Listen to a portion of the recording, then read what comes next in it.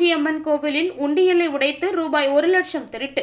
அடுத்த மாதம் கோவில் திருவிழா நடைபெறவுள்ள நிலையில் பூட்டை உடைத்து திருடப்பட்டுள்ள சம்பவம் அப்பகுதியில் உள்ள பொதுமக்களிடையே பெரும் பரபரப்பை ஏற்படுத்தியுள்ளது. திருவள்ளூர் அடுத்த சின்ன ஈக்காடு பகுதியில் சுமார் 100 ஆண்டுகள் பழமை வாய்ந்த கிராம தேவதை அருள்மிகு ஸ்ரீ தீப்பாஞ்சி அம்மன் ஆலயம் உள்ளது.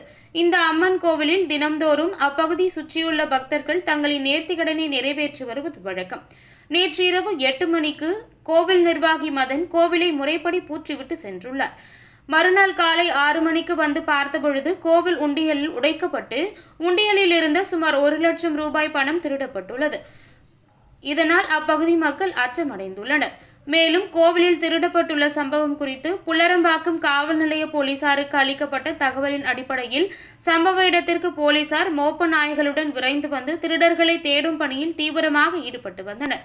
பின்னர் கோவிலில் இருந்த கண்காணிப்பு கேமரா பதிவுகளை கொண்டு கோவில் உண்டியலை உடைத்து திருடிய மர்ம நபர்களை குறித்து தீவிர விசாரணை மேற்கொண்டு வருகின்றனர்.